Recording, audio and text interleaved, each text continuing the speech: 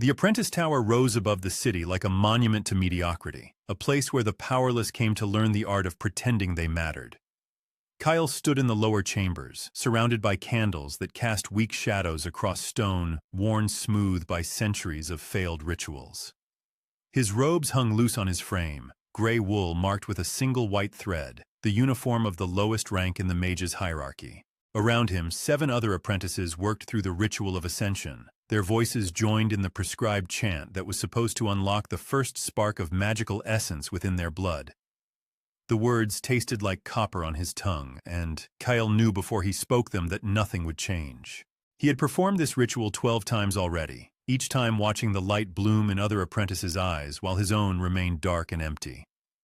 The head instructor, Master Aldrin, stood at the ritual's center, his azure robes rippling with barely contained power as he guided the ceremony. Aldrin's eyes were ancient despite his youthful face, a sign that he had been chosen by the hierarchy long ago, blessed with a natural gift that Kale could never match. The apprentice beside Kyle, a girl named Saria, whispered the incantation with perfect clarity, and her fingertips already glowed a faint yellow. Kyle recognized the look of someone who would pass tomorrow, who would advance beyond this gray tower and claim their place in the rigid ladder of the world. The ritual required complete concentration, total submission to the flow of magical essence that the hierarchy taught existed in all living things. For those like Kale, those without natural talent, submission was all that mattered, because raw will could not unlock what nature had not given. 7 candles burned down toward their bases as the chant reached its crescendo, and the air grew thick and electric. Master Aldrin raised his hands, and threads of pure blue light spiraled down from the ceiling, touching each apprentice in turn. Saria gasped as the light entered her chest, and her entire body was suddenly wreathed in a soft golden aura. The other 6 apprentices glowed in their own colors: crimson, silver, violet, pale green, each hue indicating the specific nature of their emerging magical bloodline. Kyle stood perfectly still, his lips moving through the words, his hands open as he had been taught. The light spiraled down toward him, and for a single moment, one heartbeat, he felt something shift deep within his chest. It was not the gentle warmth that the others had described, not the pleasant sensation of power awakening in the blood. This was something else entirely, something ancient and vast and utterly wrong, pressing against his ribs like a hand trying to break free from inside his own body. Kyle's scream tore through the ritual chamber before he could stop it. His body convulsed, and the blue threads of Master Aldrin's guiding light fragmented into shards, scattering across the stone floor. The other apprentices stumbled backward, breaking the circle, and Saria caught herself against the wall with a cry of fear. Kyle fell to his knees, and then to his hands, and his skin began to split with lines of blinding white light. Not gold, not crimson, not violet. Something that had no name in the hierarchy's careful categorization of magical types. Master Aldrin shouted words of containment, his hands flashing through complex patterns, trying to stabilize whatever was tearing itself free from within the powerless apprentice. The chamber itself seemed to scream, a sound like stone grinding under impossible weight. The candles extinguished all at once, plunging the room into darkness except for the terrible light pouring from Kyle's skin. Walls cracked in spiraling patterns, and dust fell like snow from the vaulted ceiling. Kyle's vision filled with images that were not his own: a throne of black crystal, a chain of silver stars, a woman's face crowned in light so bright it burned, a name spoken in a voice that shook creation. The name was Azrael, and somehow Kale knew it had been his own before the world was made. Then the light expanded in a shockwave that threw everyone in the chamber to the ground. Master Aldrin felt his ribs crack as his own containment spell reflected the force back through his body, and he struck the far wall with the force of a falling boulder. Saria and the other apprentices were thrown through the doorway into the corridor beyond, their screams echoing down the tower's spiraling staircase. The ritual chamber itself collapsed inward, stone blocks the size of a man's torso crushing the candlestands where moments ago 7 flames had burned so carefully. When silence returned, a silence so complete it seemed to have sound and weight of its own, nothing moved in the ruins of the chamber except dust settling through bars of weak sunlight from the holes torn in the ceiling. Kyle lay in the center of that destruction, his body unmarked and whole. his apprentice robes torn away, his skin radiating faint wisps of white light that faded to nothing even as they curled into the air. His eyes were closed and he was breathing, slowly, deeply, the breath of someone in a sleep far deeper than mere unconsciousness.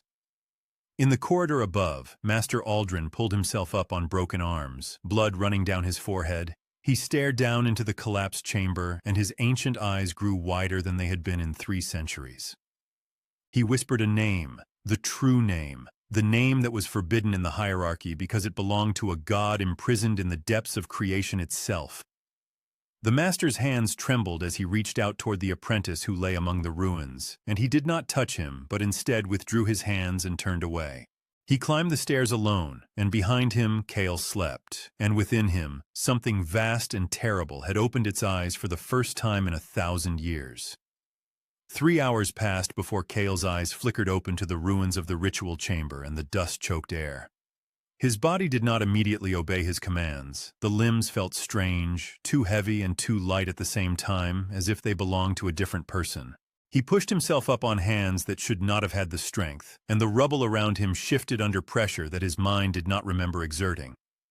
A stone block the weight of a man's chest rolled aside with the flex of his arm, and Kale stopped, staring at his own hand as if it belonged to a stranger. His mind was crowded with memories that were not his own. The taste of incense in a palace that had never existed in this world, the feel of a crown of light upon his brow, the weight of divine judgment in his hands, a voice calling him by a name that meant nothing and everything. He climbed out of the collapsed chamber, dragging himself up through the rubble until he could stand in the corridor of the apprentice tower. The air was silent except for the settling of dust, and the tower seemed to have abandoned him, as if the structure itself recognized that something had changed fundamentally.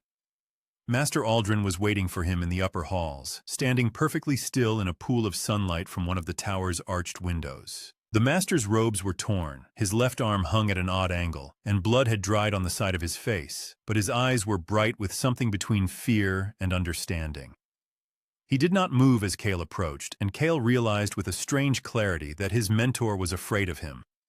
Master Aldrin spoke slowly, each word chosen with the precision of someone walking through a minefield. He said that Kyle's ritual had been irregular, that something unexpected had manifested, that the tower's records would need to reflect an accidental collapse rather than the truth of what had occurred. Kyle asked what truth that was, and his voice sounded different, deeper, with harmonics underneath it like wind across stone. Master Aldrin hesitated, and, in that hesitation, something fundamental shifted between them. The mentor told the apprentice that the hierarchy's understanding of power was incomplete, that there were forces older than the hierarchy itself, and that Kyle had touched something that was not meant to exist in this age. Kyle felt the vastness inside him stir at those words, felt something enormous and sleeping shift its weight, and he knew that part of what Master Aldrin said was true. But he also knew, with a certainty that was not his own knowledge, that the hierarchy's understanding was not merely incomplete, it was deliberately false. The sealed thing inside him knew the history they had been taught, knew it and rejected it, knew the truth that had been buried with chains and ceremony. Master Aldrin raised his good hand in a gesture that meant no threat, and he told Kale to trust him, to follow him away from the tower, to keep what had happened in absolute secrecy. The apprentice obeyed because part of him was still just a boy, and that boy still believed that his mentor would protect him. They descended the tower's back stairs, away from the main halls where the other apprentices huddled in the training grounds, and they emerged into the city at dusk. The city of Valdris sprawled across 7 hills, a place of narrow streets and tall buildings where the hierarchy maintained its grip through the careful distribution of power. Master Aldrin led Kyle through the winding alleys toward the outer districts, where the powerless lived, where those without magical gifts survived on what scraps the hierarchy left for them. It was a place the master rarely went, and his presence drew stares even in his torn robes. They stopped at a small cottage hidden behind overgrown gardens, and the master unlocked the door with a key that had no name written on it. Inside, the cottage contained only a bed, a table, and shelves lined with books that predated the hierarchy's founding by centuries. Master Aldrin bolted the door behind them, and he told Kale that this place was safe, that he could remain here while the master attended to the tower's aftermath. Kale asked how long he would need to hide, and his mentor's silence was answer enough. Days would turn to weeks, the master said, until the initial investigation passed and the master could craft a believable story about the apprentice's death in the collapse. A story that would make Kale vanish from the hierarchy's records, leave him nameless and unpowered in their eyes, free to learn what he truly was, away from their gaze. Master Aldrin left as night fell completely, leaving Kyle alone in the cottage with the vast things stirring inside him. The apprentice waited until his mentor's footsteps had faded, and then he stood in the center of the single room and felt the power move through him like wind through a canyon. It did not hurt anymore, and that was somehow worse than pain, because pain would have made it feel real, made it feel like something that could be resisted or endured. Instead, the power felt inevitable, like the tide, like the turning of the seasons, like a truth that had always existed and was only now revealing itself. Kyle raised his hand, and white light spiraled between his fingers, forming patterns that he did not understand, but that his body seemed to remember. The light grew brighter, and the small cottage groaned as the foundations shifted beneath the pressure of power that had no outlet and no control. He clenched his fist, and the light died, and the walls ceased their groaning. But he could feel it beneath the surface of his skin now, a vast presence pressing against the edges of his consciousness, something that was not quite him and never would be. Something that had worn 1,000 names across millennia, that had stood on thrones and worn crowns of stars, that had been imprisoned and sealed and bound because its very existence was a threat to the careful order of the world. Kyle lay down on the cottage's narrow bed, and, as sleep took him, he sensed something vast stirring in the darkness, something that had been waiting in chains for so long that it had almost forgotten what waiting meant. And in the places between stars, in the spaces where light could not reach, a figure stood alone in absolute stillness. This figure was nothing and shadow, a void where a shape should be, and it had been watching the breaking of seals and the shattering of barriers that were meant to hold forever.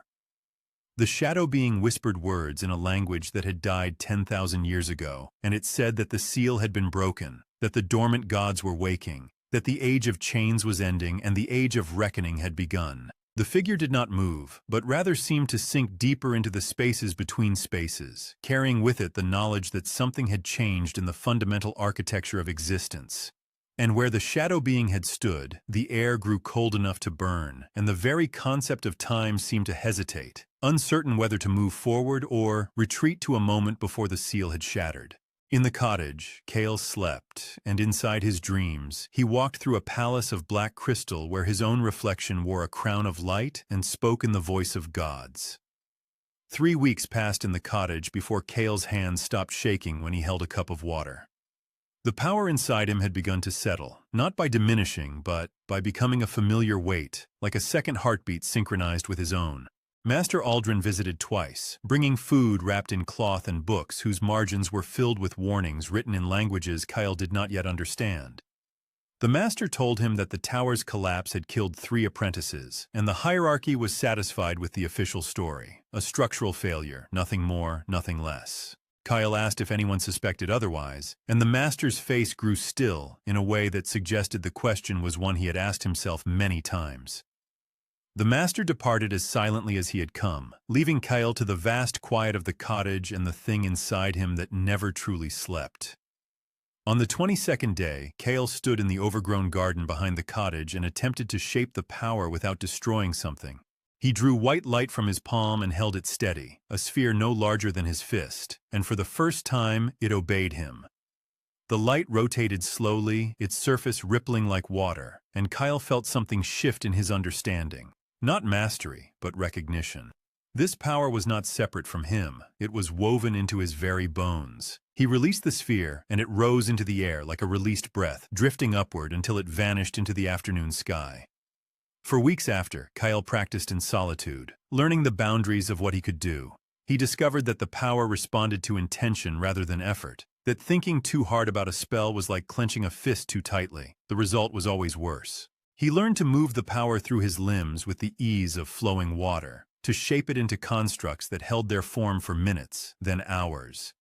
He learned that the cottage's stone walls groaned less when he practiced outside, so he began spending entire days in the overgrown garden, where the walls of dead ivy and wild roses seemed to forgive what he was becoming. The world beyond the cottage walls continued its ordinary business. The hierarchy conducted its daily business of assigning ranks and distributing magical tokens to those deemed worthy of advancement. The apprentices who had known Kyle had already forgotten him or were learning to forget him, as the hierarchy preferred. His name was being carefully erased from records, his family name noted as a sudden departure due to unsuitability. In the eyes of the organization that had raised him, Kale was already a ghost. But there was one person within the hierarchy who could not forget, because forgetting would have required acknowledging something that threatened the careful order of his world. Vex, the rank S cultivator, the prodigy whose advancement had been assured since childhood, had not taken Kale's disappearance lightly.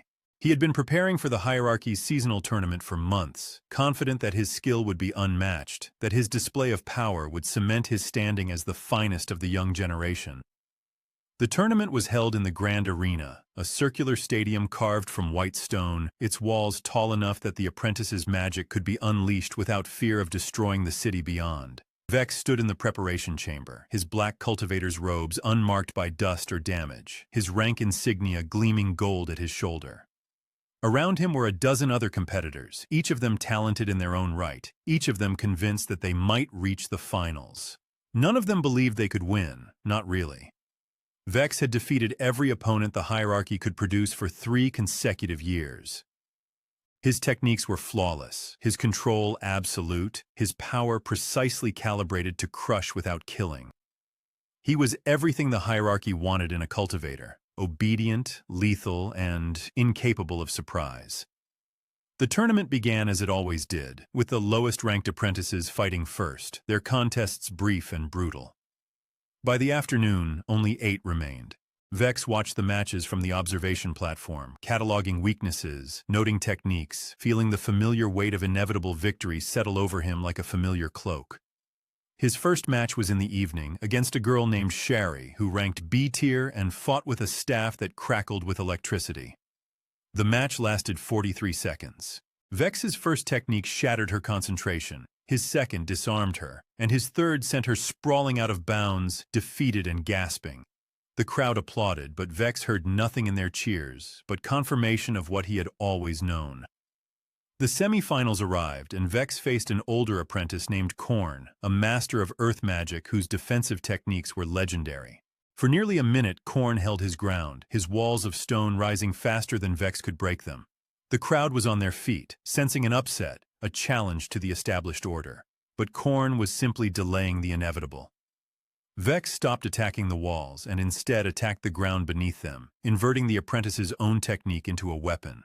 The earth opened like a mouth, and Korn fell, and the match was over. The finals were set for the following evening. Vex returned to his quarters in the hierarchy tower and tried to sleep, but sleep would not come. Something in the pit of his stomach felt wrong, though he could not name it. He lay in the darkness and thought about Kale, the powerless apprentice who had disappeared, and he found himself wondering if Kale would have competed this year, if he would have managed to advance beyond the first round. The thought was absurd, and Vex pushed it away. The final match was scheduled for sunset. The opponent's name was announced only minutes before the arena cleared for combat. A new apprentice, recently transferred into the hierarchy from the outer districts. Vex felt a flicker of contempt at the thought of facing a provincial, someone trained outside the hierarchy's exacting standards. The name meant nothing to him. Then the doors to the arena opened and Kyle walked out into the dying light. Vex's breath caught in his throat. The figure was unmistakably Kale, but transformed in a way that defied explanation. His clothes were simple, worn, the garments of someone living outside the hierarchy's reach.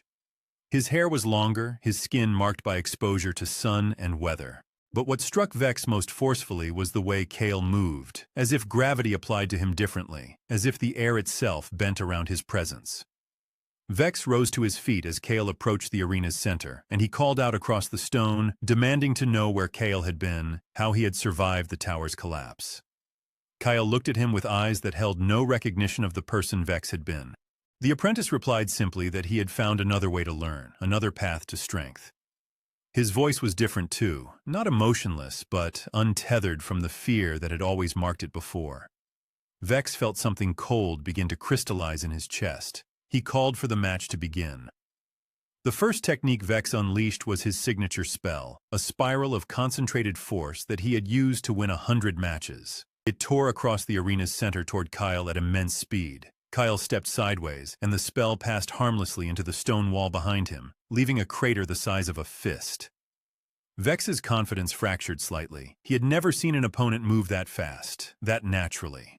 He sent a second spell and a third, and Kyle dodged each one without apparent effort, as if the attacks had been announced long before they came. Then, Vex did something he had never done in competition. He stopped attacking and simply tried to contain Kale, to force him into a corner, to wear him down. For 3 minutes, Kale did not attack once. He simply moved through the arena, each step deliberate, each breath controlled, while Vex burned through technique after technique trying to land a strike. The crowd's applause began to fade, replaced by something darker, confusion, uncertainty, the sense that they were witnessing something that did not fit the rules they understood. Kyle finally opened his hands, and white light spiraled upward from his palms. The light was unlike any magic anyone in the arena had ever seen. Not raw power, but something refined, controlled, ancient. Vex recognized immediately that this was not a technique from the hierarchy's teachings. This was something else. This was something beyond. Kyle did not attack with the light. Instead, he released it into the air above the arena, and it expanded into a dome of luminescence that held the entire stadium in its glow. And inside that glow, Vex felt the full weight of what Kale had become. It was not pressure, not exactly, but rather the sensation of being in the presence of something so vastly more powerful than himself that the gap between them felt like the difference between a star and a candle. Kyle told him, in the same voice he had used before, that the match was over. Vex realized with the clarity of sudden and absolute understanding that he could not win, had never been able to win, and the tournament before him, every tournament before him, had all been illusions of his own creation. His rank S status meant nothing. His mastery meant nothing. He was a child playing with wooden swords while something far greater stood before him. Vex did something then that he had never done before. He conceded the match. He walked to the arena's edge and climbed out, leaving Kale standing in the center of his own light. The crowd did not know whether to celebrate or to fear. The announcer's voice called out the victory uncertainly. Vex did not wait to hear more. He left the arena and returned to his quarters, and he understood with absolute clarity that everything he had believed about himself had been a lie. For 3 days, Vex did not leave his chamber. He refused food and water, and by the 4th day, a healer was sent to check on him. The healer found him awake but unresponsive, staring at nothing, his mind seemingly broken by the experience of confronting his own insignificance. By the time Vex recovered enough to function, Kyle had disappeared again, leaving no trace of where he had gone. The hierarchy's official records noted only that Kale had competed once and then departed, his whereabouts unknown. But in the private chambers of the elite, speculation began. Something had changed. Someone new had arrived, and the balance of power that the hierarchy maintained had shifted. Vex made a decision in the weeks that followed, one that would carry consequences he did not yet understand. He began investigating Kale's disappearance, following rumors and fragments of information, determined to understand how an apprentice with no power had become something that could defeat a rank S cultivator without effort. His investigation led him to darker corners of the city, to people who dealt in forbidden knowledge, to whispers about sealed gods and hidden rituals. And his investigation brought him, eventually, to the attention of the Celestial Council, the organization above the hierarchy, the shadow authority that governed the distribution of magical gifts and the course of cultivation itself. But while Vex was tracing threads in the darkness, another figure had already found Kale. Castor, the ancient shadow being from beyond the stars, had been waiting for the right moment. He had sensed the breaking of the seal, had felt the stirring of the divine essence that now lived in a human vessel, and he had followed that essence to the edges of the city, to the place where a young man was learning to channel power that belonged to gods. Castor revealed himself on a night when Kale was practicing in the overgrown garden behind the cottage. The ancient being did not arrive with violence, but rather coalesced from the shadows themselves, taking a shape that was vaguely humanoid but wrong in a way that made the eyes slide off it. Castor introduced himself calmly, addressing Kyle not as an apprentice or a servant, but as a peer. He explained that he had been hunting god fragments for millennia, seeking to understand their patterns and prevent them from being weaponized by lesser beings. Kyle asked what Castor wanted from him. The ancient replied that he wanted to test him, to see whether the divine consciousness within Kale was compatible with the human mind that held it, or whether it would consume him as it had consumed so many others across the ages. Castor raised his hand, and the air between them crystallized into something solid and dark, and he struck at Kale with the force of a meteor falling from a height. Kyle dodged, and then realized he had barely dodged at all. The attack had been impossibly fast, impossibly strong. Castor struck again, and this time Kale was forced to defend himself. He raised his hands, and white light erupted from his palms, meeting the dark energy of Castor's spell. The impact created a shock wave that knocked the breath from Kale's lungs and cracked the foundation beneath the cottage. For the first time since the ritual had failed and the power had entered him, Kyle felt true fear. This ancient being was stronger than him, was moving faster than his eyes could follow, was hitting him with techniques whose structure he could not even comprehend. Castor pressed the advantage, forcing Kale backward across the garden, forcing him to defend and retreat and defend again. The overgrown walls of ivy and roses were reduced to ash in the exchange of power. And then something shifted inside Kale. The fear transformed into clarity. The white light that had been responding to his will suddenly became something else. It became aware. It became hungry. The power inside him, the consciousness of Azrael that had been slumbering at the edges of his awareness, woke fully for the first time since its imprisonment. Kyle screamed, and the sound was not entirely his own. The white light that erupted from him was no longer controlled or careful. It was primal, ancient, the manifestation of a being that had stood on thrones and worn crowns of stars. The light consumed everything in its path, expanding outward until it engulfed the entire garden, the cottage, and half the surrounding block. Castor threw himself backward, away from the expanding wave of divine fury, and even he was staggered by the power of it. When the light faded, Kale stood in the center of smoking ruins, gasping for breath. His hands were shaking, his eyes were glowing with remnants of divine light, and he understood with absolute clarity that the thing inside him was not an addition to what he was, but a transformation. He was not Kale the apprentice anymore, he was not even Kale the host. He was something in between, something that had never existed before, and he was just beginning to wake. Castor approached slowly, his form solidifying back into something like a shape. The ancient being was smiling. He told Kale that this was exactly what he had hoped to see. Not a human struggling with divine power, but a true hybrid, something that could bridge the worlds that had been separated for so long. And in that smile, Kale saw not an enemy, but a mirror, another being caught between worlds, waiting to see what would be born. The white light faded, and Kale stood gasping in the smoking ruins of what had once been a garden, his entire body trembling with the aftershock of power he had barely contained. Castor rose slowly from the debris, his ancient form reassembling itself piece by piece, shadows knitting back together like torn fabric being sewn by an invisible hand. The shadow being did not attack again. Instead, he laughed, a sound like wind through a canyon, echoing across the ruined courtyard. Castor told the young hybrid that he had expected explosiveness, but not artistry. Not the way Kale had shaped that raw divine fury into something almost beautiful before it consumed everything in its path. Kale's breathing was ragged, his hands still glowing faintly with residual white light that refused to dim, and he demanded to know what Castor truly wanted from him. The ancient being circled the young man slowly, studying him the way a craftsman might examine a finished sculpture, looking for flaws in its construction.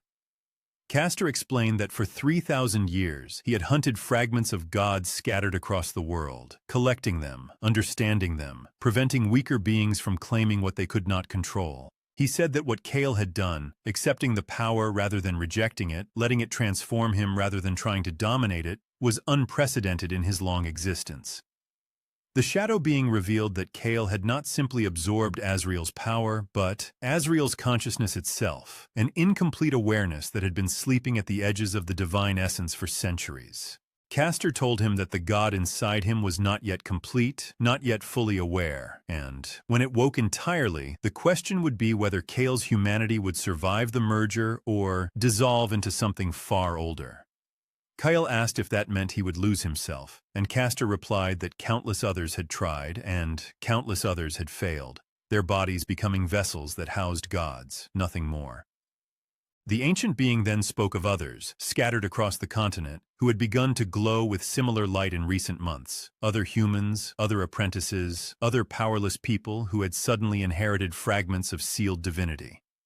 Castor said that someone had broken the seals deliberately, piece by piece, a ritual so vast and intricate that even he had not noticed its patterns until it was nearly complete. Kyle realized that his awakening was not an accident, not a random failure of a ritual. It was part of something larger, something orchestrated by someone with knowledge and power beyond measure.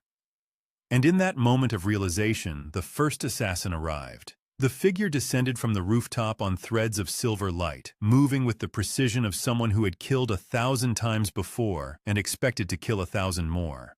Castor sensed the arrival before Kale did, his shadow form tensing, and he told the young hybrid that they had visitors. The Celestial Council had sent its hunters. 3 more figures emerged from the edges of the ruined garden, each moving with the fluid grace of rank A cultivators, each bearing weapons infused with the hierarchy's official seals.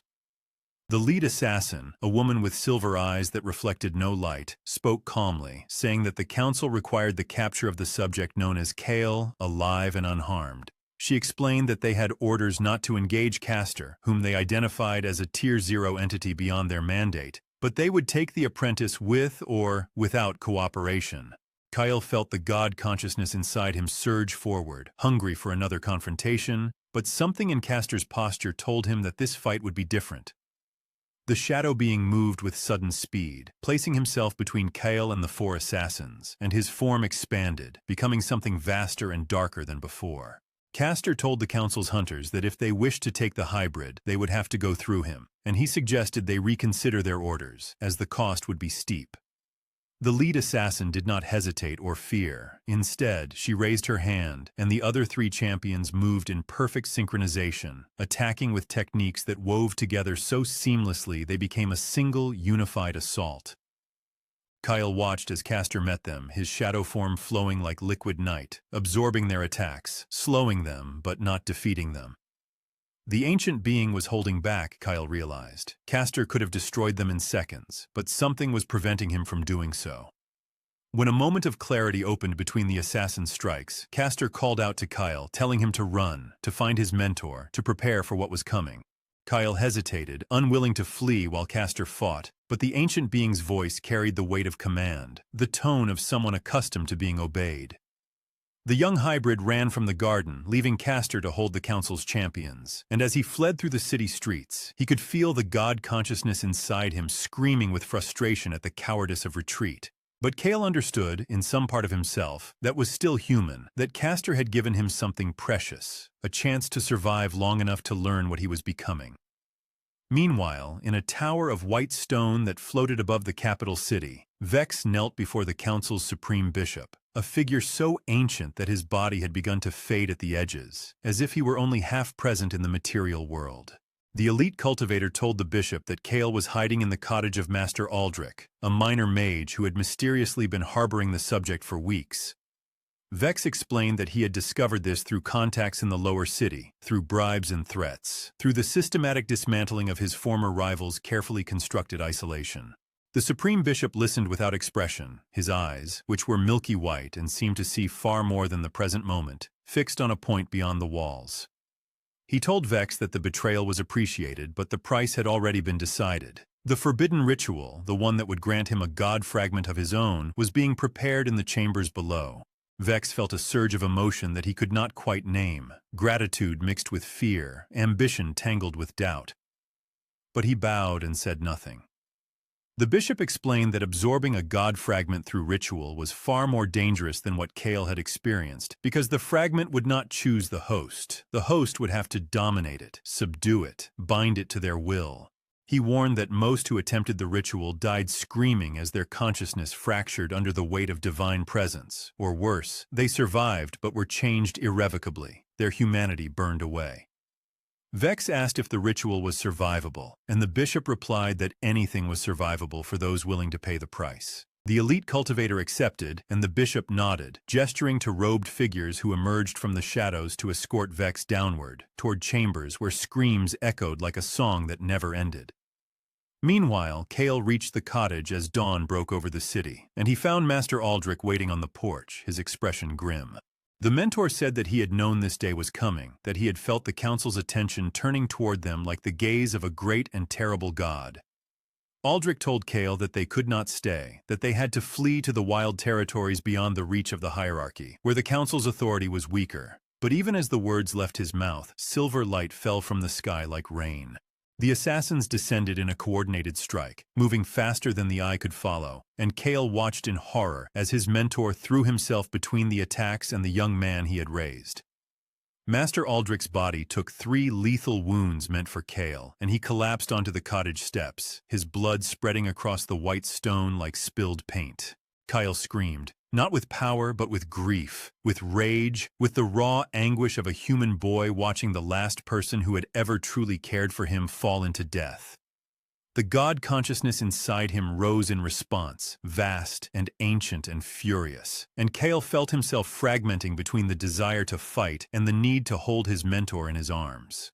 He cradled Aldrich's body as the mentor's eyes grew glassy, and Aldrich whispered that Kale should go, should run, should not let the sacrifice mean nothing.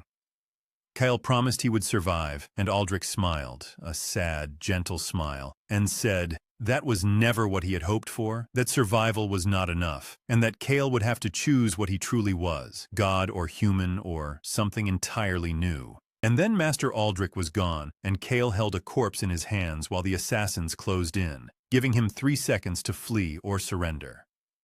The young hybrid did not think. He simply moved, the god consciousness erupting outward in a pulse of white light that sent the assassins flying backward, and Kale ran into the forest with his mentor's blood still wet on his hands. He did not know where he was going, did not know who he could trust, did not know if the thing inside him would ever allow him to be human again. But he understood, with absolute and terrible clarity, that the world he had known was gone forever, that every power structure on the continent would now see him not as an apprentice to be tutored or a rival to be defeated, but as a threat to be eliminated at any cost.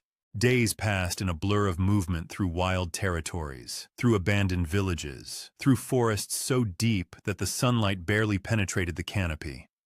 Kyle's body did not need food or water the way it once had. The god consciousness sustained him, kept him alive, but also slowly burned away the smaller, softer parts of himself that had made him human.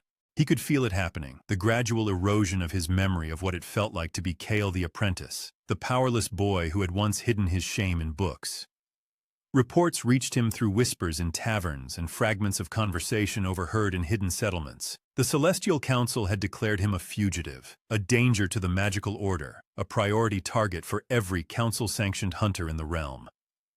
But worse than the council's attention was the silence from Vex. Kyle had expected his former rival to pursue him, driven by wounded pride and the need to prove his worth, but instead, there was nothing but radio silence from the city, nothing but the absence of his greatest rival. In that silence, Kyle understood that something had happened to Vex, something that had changed him, and the young hybrid did not know if that made the situation better or infinitely worse. Weeks later, in a temple carved from black stone hidden deep in the mountains, Kale knelt in the chamber where Castor had found him, waiting for the ancient being to return, needing answers that only the shadow being seemed capable of giving. Castor arrived on a night when the stars were obscured by clouds, and his form solidified slowly, as if the journey from wherever he had been was taxing even for a being of his age. The shadow being told Kale that the council's assassination attempts would intensify, that they had unleashed something they could not control, and that the breaking of the seals had attracted the attention of far older powers. Castor revealed that there were fragments of gods awakening across the world, that other humans were experiencing transformations similar to Kale's, and that the council feared the emergence of a new age, one where gods and humans walked together on equal terms. Kyle asked what they wanted from him, and Castor replied that he did not know, but he knew that the young hybrid's path was now intertwined with destiny itself, and that every choice he made would ripple outward, affecting not just the present, but the shape of ages to come. The young man felt the weight of that knowledge settle upon him like a physical thing, and he realized that he was no longer simply fighting for his own survival. He was being hunted because of what he represented, a bridge between worlds, a living proof that the old orders could not contain the future forever. The runner knew the mountain pass would be safe for only a few more hours, so the young hybrid pressed deeper into the ravines where the stone walls closed like the ribs of some ancient beast. Behind him, the howl of pursuit dogs echoed off the cliffs, but Kale had learned to tune out such sounds. They were distant, mechanical, the noise of men who hunted only with their eyes and ears. He emerged from a narrow gorge into a hidden valley where a stream ran black with mineral deposits, and there he found her waiting on a flat stone, a woman with council robes half torn from her shoulders and eyes that held the clarity of someone who had already chosen which side of an ending they would die on. Lyra did not greet him with fear or reverence, as most did when they caught their first true glimpse of the thing inside Kale's skin. She simply watched him approach, her posture steady, her jaw set. The young man stopped 10 paces away because something in his chest, the ancient thing, the god consciousness, whispered warnings about her intentions, but Kale pushed back against that instinct and waited. Lyra spoke first, her voice low and deliberate, saying that she had been sent by someone inside the council who wanted him to understand the truth before it was too late. Kale's first impulse was to run, to flee from anyone bearing the council's insignia, but something in her tone suggested she already anticipated his doubt. The defector explained that the Celestial Council had not hunted him out of fear of his power alone. They hunted him because they had engineered his absorption in the first place. Kyle felt the god consciousness rear back inside him, vast and skeptical, demanding proof that this woman was not simply a more sophisticated trap. Lyra continued, saying that 300 years ago, the gods walked the world freely, and their presence maintained a delicate equilibrium between human ambition and natural law, between the hunger for power and the humility that came from knowing something infinite existed beyond mortal reach. But the gods had grown distant, had begun to withdraw from human affairs, and the council's founders had seized the opportunity to imprison them behind seals of bone and crystal, believing that human civilization could flourish without divine interference. The truth, Lyra said, was that the world had not flourished. It had calcified, had grown stagnant, had become a pyramid where a few council elders sat at the top and everyone below them clawed at each other for scraps of position and power.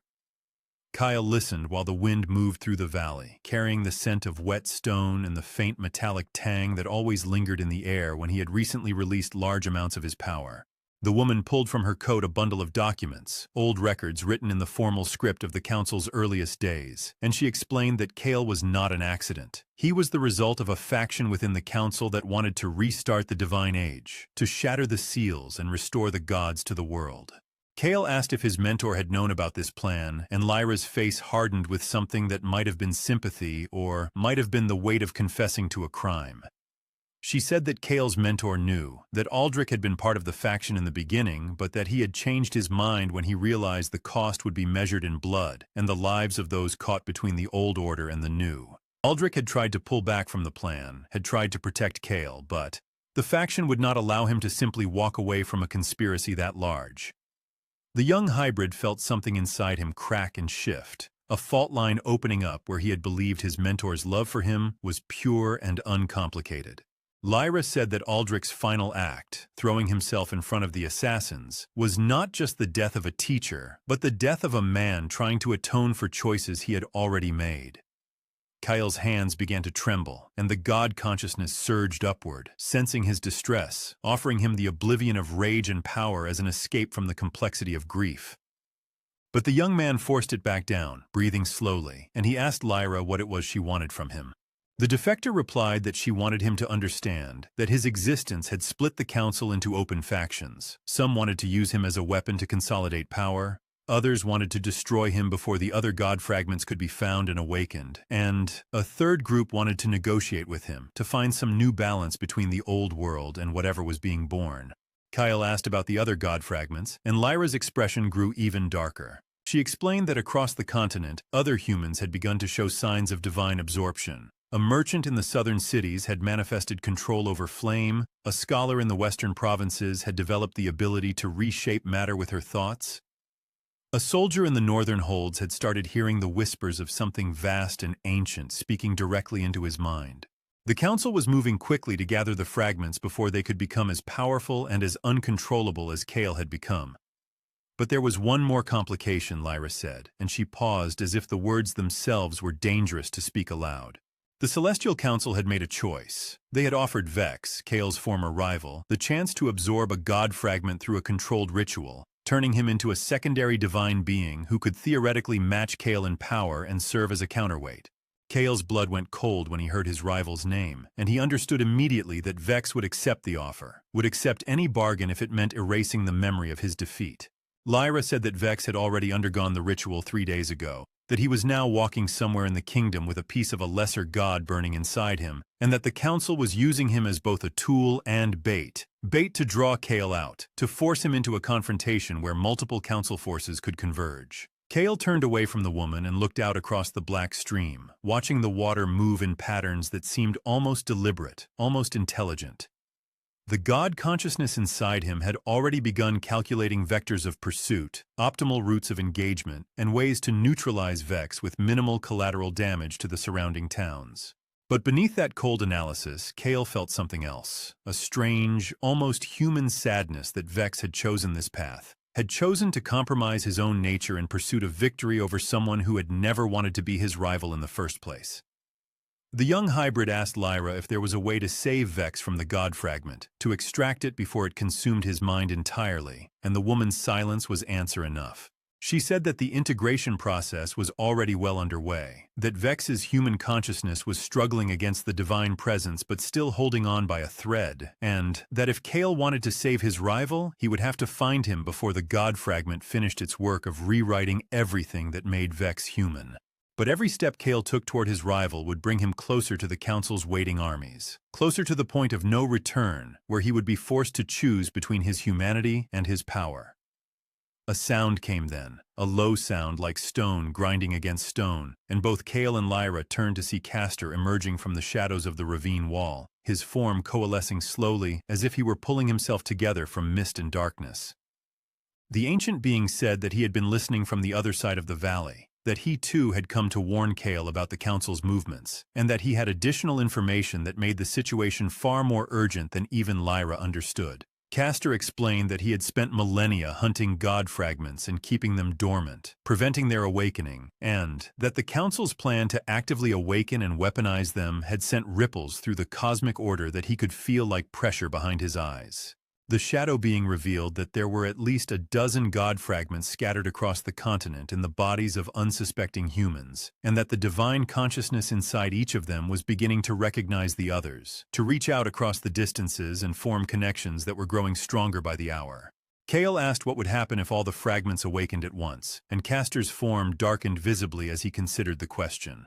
The Ancient One said that there would be a convergence, a moment when all the fragmentary gods realized they were no longer alone, and that moment would either result in a new divine age or in a catastrophic war that would shatter the world's foundation. Castor said that he had come to offer Kale an alliance. He would help the young hybrid find and reach Vex before the Council could fully weaponize him, and, in exchange, Kale would trust the Shadow Being's guidance in navigating the larger awakening. Kyle looked between the two allies standing before him, one a defector from the organization hunting him, one an ancient being of unknown allegiance who had previously tried to kill him. But the world had moved beyond the luxury of trusting only those with perfect credentials, and the young hybrid agreed to Castor's terms. Lyra then produced a map from her coat, marked with the last known locations of Council activities, and she pointed to a city on the eastern plain, where Vex was being held in a secure facility. Not as a prisoner, she explained, but as a guest, as a valued asset being carefully monitored while his integration progressed. Kyle studied the map, and the god consciousness inside him began to plot the most efficient route, calculating travel time against the window before Council reinforcements could arrive. But before he could begin to move, Lyra reached out and grabbed his wrist, her grip surprisingly strong, and she said something that made the young hybrid stop. She said that when he reached Vex, he would find that his rival was no longer entirely human, that the god fragment was already beginning to override Vex's personality and memories, and that the man Kale had known might already be too far gone to save. Kale asked what she meant, and Lyra's eyes held a terrible certainty as she said that divine consciousness did not integrate gently with human minds. It burned away the smaller aspects of personality. It rewrote memories. It remade identity in the image of whatever divine being's fragment had been implanted. The process was slow at first, nearly imperceptible, but it accelerated exponentially once the human consciousness recognized it could not fight the change.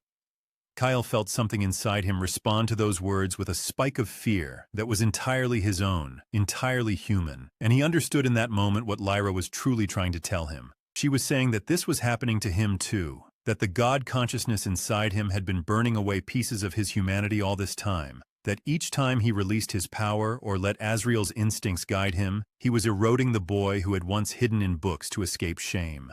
The young man pulled his wrist free from her grip and walked back toward the ravine, and as he moved, his eyes began to flash with light that was not quite gold and not quite white, something in between, something that belonged to neither God nor human, but to both at once. Castor watched this with an expression of grim recognition, and he said quietly that the process was already advanced, that Kale had perhaps weeks before the integration reached the point of no return.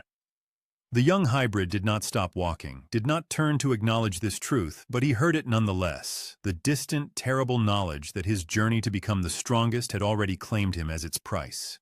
Days of travel came next, Kale moving through the wild lands with Castor at his side and Lyra following at a distance, and the young man felt himself changing with each mile. His need for sleep diminished to near nothing, his perception of time began to stretch and compress in strange ways, and memories of his childhood started to feel distant and unreal, as if they belonged to someone else entirely. He passed through a village and saw children playing in a square, and their laughter triggered something, a ghost of the person he had been, the boy who might have wanted to join them, to be part of something simple and human and free of cosmic burden.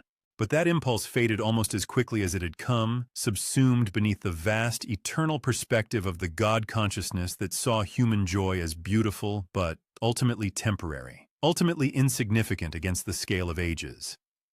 Kyle pushed down his alarm at this thought and focused instead on the eastern city that drew closer with each passing day.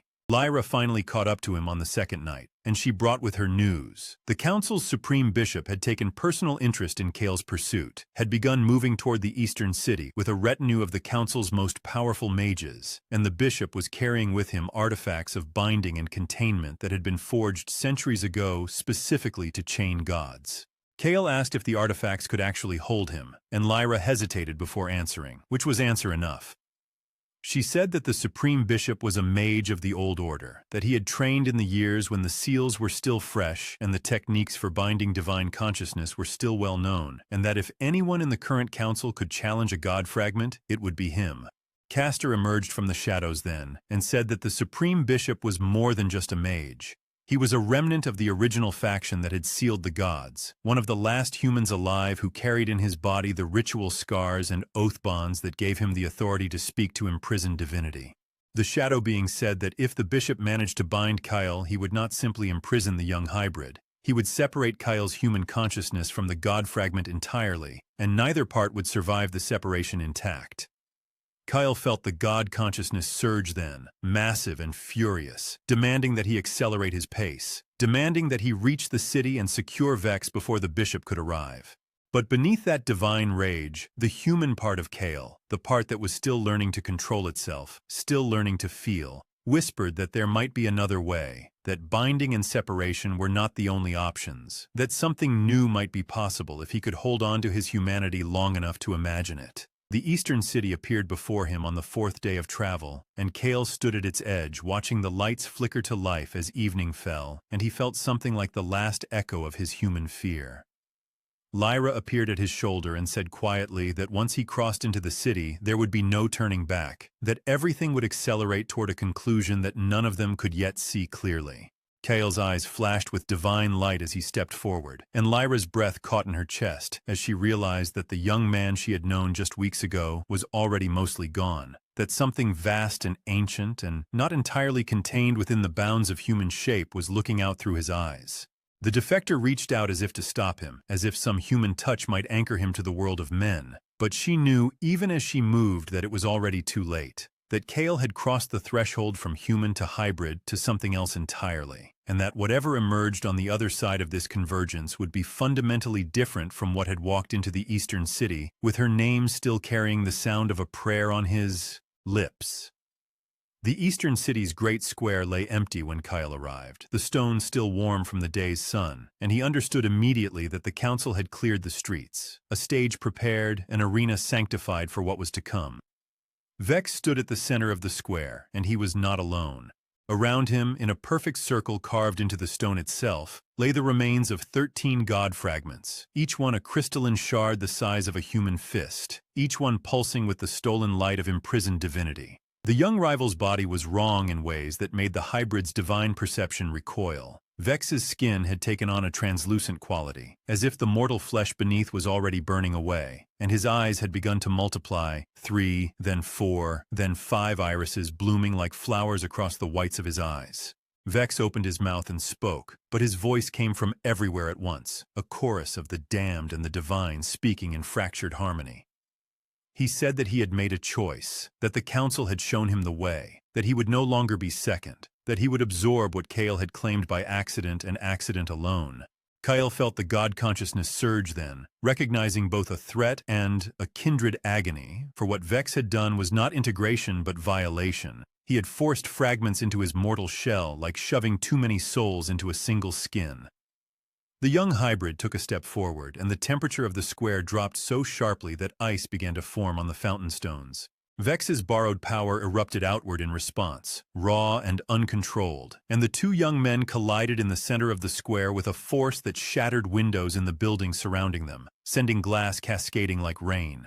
Where they fought, reality bent inward, Kyle moving with the grace of something that had learned to walk between human time and divine eternity, while Vex countered with pure, desperate fury, his body coming apart and knitting itself back together with each exchange of power. The fragment inside Vex screamed, and Kyle heard it clearly. Not one voice, but 13, all crying out in agony, all fighting against the container that was killing them. For a moment, the hybrid's human conscience flickered. Here was a soul in torment. Here was someone being unmade in real time, and Kale could end it by striking deep enough to shatter Vex's core entirely. But instead, the young man reached out and did something that no god would have considered and few humans could have managed. He touched Vex's fractured spirit with mercy. The power flowed from Kyle into his rival, not as a killing blow, but as a stabilizing force, a gentling hand that soothed the screaming fragments and temporarily halted the dissolution of Vex's form. Vex staggered backward, his multiple eyes clearing for just a moment as consciousness reasserted itself over the divine noise. He saw what Kale had done, understood that the young man who had been nothing could have ended him with contempt, but had instead chosen to save him. And that realization, that impossible moment of pity from his rival, shattered Vex more completely than any killing strike ever could. The young elite cultivator collapsed to his knees, his borrowed power flickering and fading as the weight of his own insignificance finally crushed him. He wept, not in pain, but in the understanding that he had chased power so desperately that he had lost the only thing that mattered, the chance to stand as an equal with someone he envied. Kyle turned away from the fallen figure and walked toward the edge of the square, where Castor and Lyra stood watching from the shadows. But before either of them could speak, the stones beneath their feet began to vibrate, and a figure emerged from the city's oldest temple, a man whose robes carried symbols older than the dynasty that built this place. This was the Supreme Bishop, and his presence made even the god consciousness inside Kale pause. The ancient mage's eyes were marked with ritual scars that glowed faintly, and his hands bore the marks of oath bonds so intricate and so densely woven that they seemed to be made of frozen light rather than mortal flesh.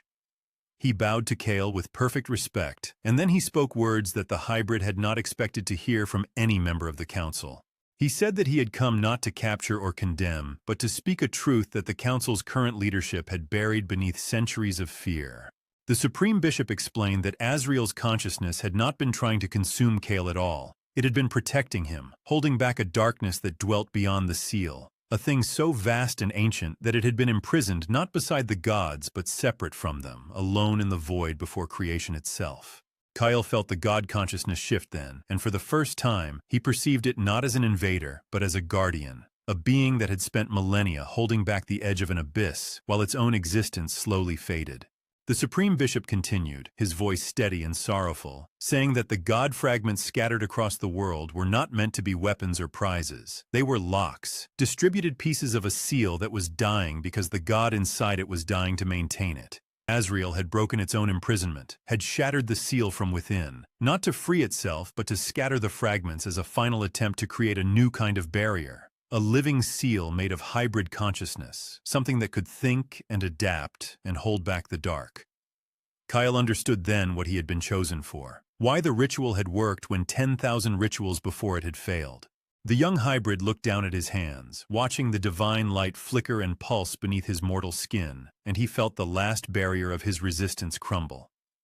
Instead of fighting the integration, instead of trying to preserve his humanity at the expense of the god consciousness, Kale opened himself fully.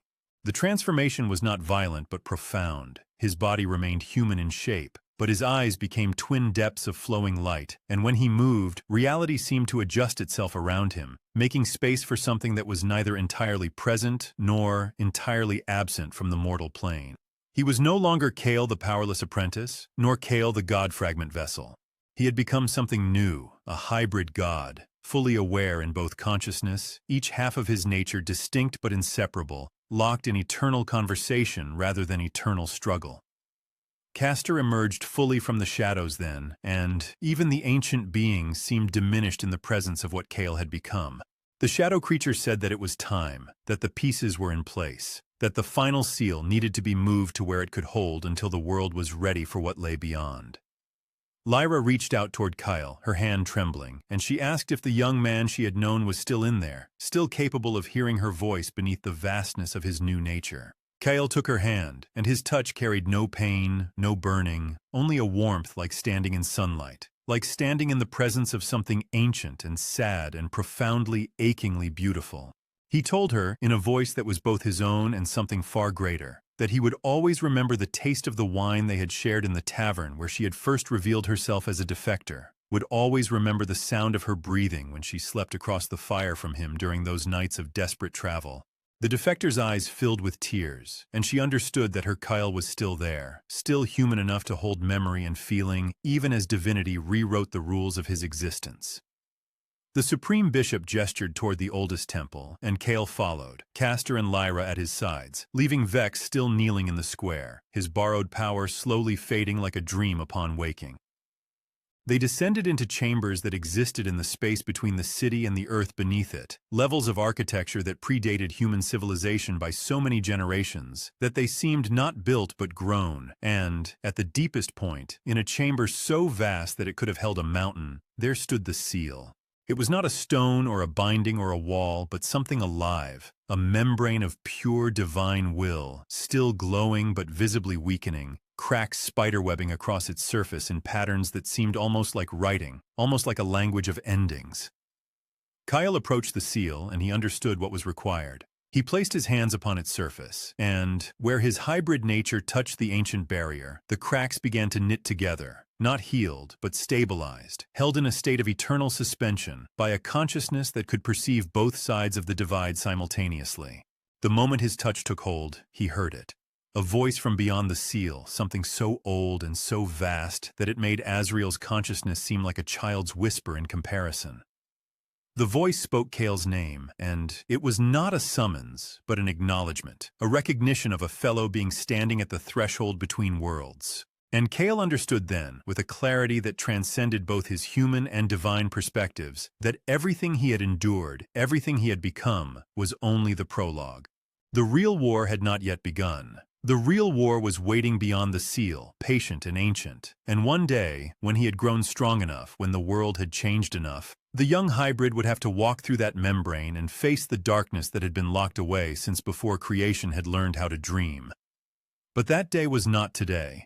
Today, Kale stood at the threshold with his hands upon the seal, feeling both the gratitude of the dying god consciousness that had chosen to protect him and the terrible, irresistible pull of the abyss beyond, and he held the line. Castor and Lyra watched from the shadows of the chamber, and neither of them spoke, understanding that they were witnessing something that transcended